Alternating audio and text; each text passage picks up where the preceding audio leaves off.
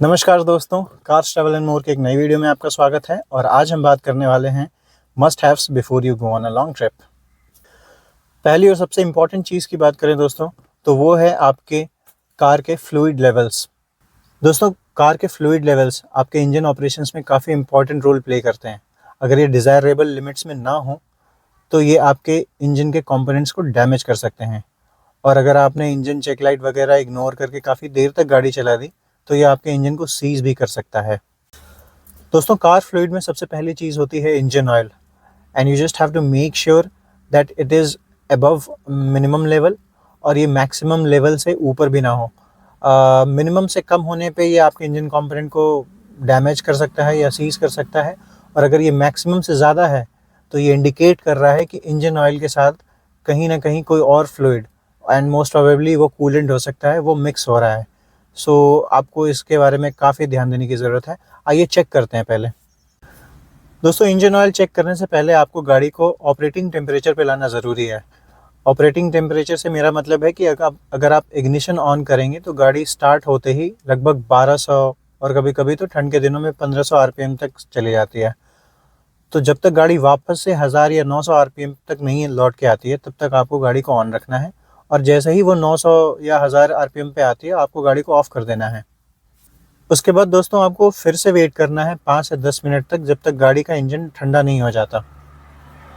हम ऐसा इसलिए करते हैं ताकि इंजन ऑयल आपके इंजन के हर कंपोनेंट में अच्छे से चला जाए और वापस जब वो चैम्बर पे आके नीचे बैठता है, वो जो हम नाप लेते हैं वो बिल्कुल एक्यूरेट माना जाता है इंजन ऑयल चेक करने के लिए।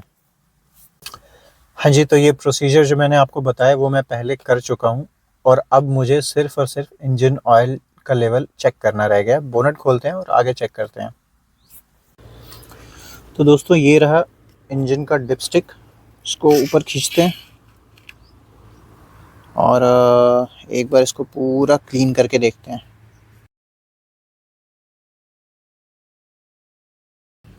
आप ये देख सकते हैं, ये बिल्कुल बीचों बीच है। ये इसका लो लेवल है और ये इसका हाई लेवल है, दोनों के बीच में है। मिनिमम और मैक्सिमम के ये बीच में है, तो ये चलेगा। एक बार फिर से चेक कर लेते हैं। जी, बिल्कुल सही है ये। और ये छूने में ऐसा कुछ ग्रीसी नहीं लग रहा, मतलब बहुत थिक नहीं है, तो ठीक है। दोस्तों, दूसरा वाइटल जो फ्लूइड लेवल होता है वो है आपका ब्रेक ऑयल। और आप देख सकते हैं ये ब्रेक ऑयल का लेवल यहाँ पे मैक्सिमम है और इधर मिनिमम है। और आप देख सकते हैं कि ये ब्राउनिश येलो जैसा है और ये थिक बिल्कुल हाईलाइटेड है ऊपर तक, मैक्सिमम तक। तो ये लेवल बिल्कुल सूटेबल है ब्रेक ऑयल के लिए। दोस्तों, तीसरा वाइटल फ्लूइड जो कार के पर्सपेक्टिव से है वो है कूलेंट। और आप देख सकते हैं ये ब्लू कलर का कूलेंट है और ये बिल्कुल मैक्सिमम लेवल पे है। तो मुझे इसमें ज़्यादा और कुछ करने की ज़रूरत नहीं है। मेरे तीनों फ्लूइड्स मैंने चेक कर लिए और ये बिल्कुल सूटेबल लिमिट में है।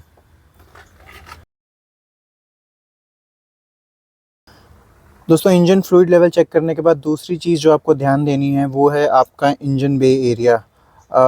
इसमें पर्टिकुलरली आपको ये देखना है कि ऐसा तो नहीं कि कोई कंपोनेंट लूज़ हो गया हो, कहीं से कुछ लटका हुआ हो। ऐसा ना हो कि कहीं कोई स्क्रू ढीला हो या ऑल टुगेदर स्क्रू है ही नहीं उस पार्ट के लिए। जैसे कि आप ये देख सकते हैं, इंजन फ़िल्टर है, एयर फ़िल्टर है और इसके सारे स्क्रूज बिल्कुल टाइटन हैं और लगे हुए हैं। तो मुझे इसमें कोई दिक्कत नहीं है। ये मेरा फ्यूज़ बॉक्स है और ये भी बिल्कुल सही है। ये मेरा दूसरा फ्यूज़ बॉक्स है और ये भी बिल्कुल इंटैक्ट है। ये थोड़ा सा मूव हो रहा है बट इतना प्ले चलता है इसमें। बाकी आपको एक बार रेडिएटर फ़ैन देख लेना चाहिए कि रेडिएटर फ़ैन में भी सब सही है या नहीं। ओके, इधर सारी चीज़ें सही हैं। जो भी पाइप्स वगैरह थी कहीं से कोई लीकेज नहीं है, कुछ भी ऐसा अटपटा एबनॉर्मल सा नहीं दिख रहा। एंड ये बिल्कुल ओके रिपोर्ट है। ये सब चीज़ें भी आपको चेक करनी चाहिए बिकॉज़ ये ज़िप टाई कभी लूज़ कर जाती हैं और ये केबल्स वगैरह बाहर एक्सपोज हो जाती हैं, वो कभी कभी डेंजरस हो जाता है। तो इंजन बे एरिया में तो सब कुछ क्लीन है। दोस्तों तीसरी चीज़ जिसके बारे में आपको लॉन्ग ट्रिप पे जाने से पहले ध्यान देना है वो है आपके टायर्स। वो बहुत घिसे नहीं होने चाहिए। कहीं से साइड वॉल पे कोई क्रैक नहीं होना चाहिए। और मेरे टायर्स तो बिल्कुल ही नए हैं, तो मैं आपको साइड क्रैक्स वगैरह दिखा नहीं सकता, बट अगर हैं तो आपको टायर चेंज करने चाहिए। और इन केस आपके अलाइनमेंट और बैलेंसिंग हुए 3-4 हज़ार किलोमीटर हो चुके हैं, तो किसी भी लॉन्ग ट्रिप पे जाने से पहले ये रिकमेंडेड है कि आप व्हील बैलेंसिंग और अलाइनमेंट दोनों करा लें। दोस्तों इस व्हील बैलेंसिंग और अलाइनमेंट का फ़ायदा ये होगा कि अगर आपकी अलाइनमेंट थोड़ी सी भी बिगड़ी हुई है, तो अगर आप गाड़ी को 800 किलोमीटर 1000 किलोमीटर अगर आप लॉन्ग टूर पे चलाते हैं, तो वो जिस साइड से वो मिसअलाइंड है उस साइड का टायर और जल्दी खिंचता है। एंड अल्टीमेटली ये आपकी गाड़ी की स्टेबिलिटी को भी अफेक्ट करता है हाई स्पीड में। दोस्तों मेरी गाड़ी में अलाइनमेंट और बैलेंसिंग हुए लगभग 5000 किलोमीटर हो चुके हैं, तो मैं इन्हीं केस अभी जाके कराने ही वाला हूँ व्हील बैलेंसिंग और अलाइनमेंट। तो मैं उसकी कुछ क्लिप्स आपके लिए डाल दूंगा वीडियो पे।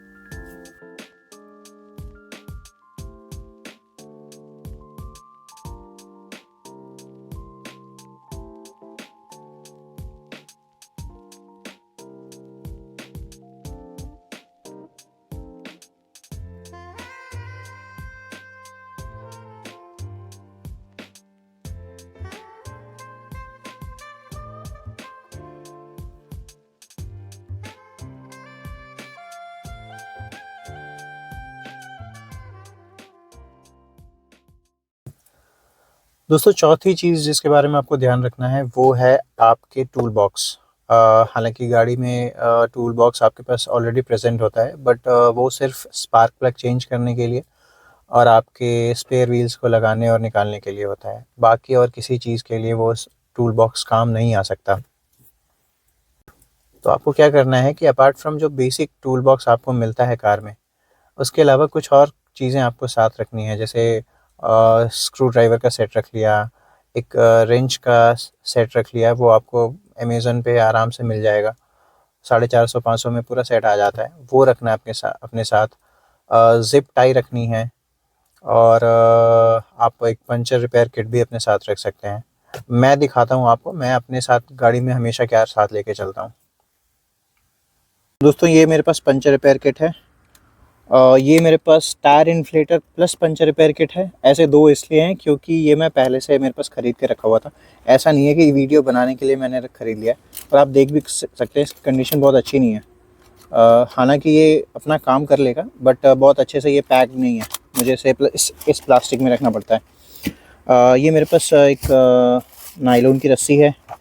ये मेरे पास रेंच और स्क्रू ड्राइवर का सेट है। ये एक पॉपअप स्क्रूज़ बोलते हैं इनको। ये ना कभी भी आपका जैसे बम्पर वगैरह कभी लग गया और वो लटक गया ना, तो ये अंदर ऐसे जाके ये लॉक हो जाते हैं। तो ये काफ़ी ज़रूरी होते हैं, उस टाइम इनकी अहमियत समझ में आती है। होते मुश्किल से 20-30 रुपए में मिल जाते हैं, बट ये काम के बड़े होते हैं। और ये कूलेंट है। आज तक मुझे बस एक बार ही इसको यूज़ करना पड़ा है, बाकी इधर तो ये मेरा कार केयर का प्रोडक्ट्स हैं। दोस्तों फिफ्थ मस्ट हैव जो मैं आपको बताऊंगा वो है आपके और आपके को पैसेंजर्स की सेफ्टी के लिए। एंड वो होना बहुत ही ज़रूरी है in case of any accidents.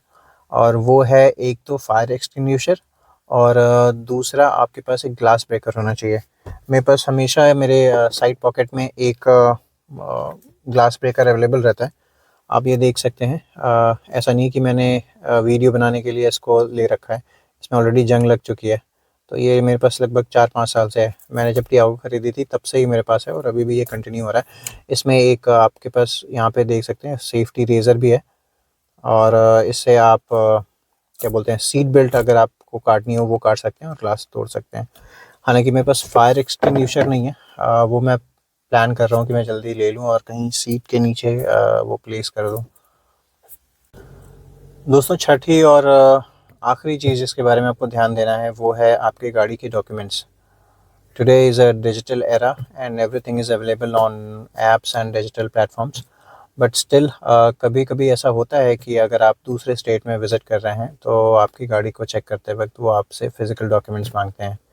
They stick to their guns कि नहीं है मुझे फ़िज़िकल डॉक्यूमेंट्स ही ला के दो, और and in those situations you feel helpless कि यार कोई ऐप पे क्यों नहीं देख ले रहा है मेरा इंश्योरेंस या पोल्यूशन सर्टिफिकेट और आरसी वगैरह आजकल ऐप्स पे अवेलेबल होती हैं, but they refuse to entertain your request. तो ऐसी सिचुएशन में फंसने से बेटर है कि आप डॉक्यूमेंट्स का सेट अपने पास ऑलरेडी रेडी रखें, बस आप उनको दिखाएं और you just push of from that place. दोस्तों आई होप कि इस वीडियो ने थोड़ा वैल्यू एडिशन किया होगा आपके लिए। If you also think the same, please like this video, and if you drive or ride, do it carefully, do it sensibly. जय हिंद, जय भारत।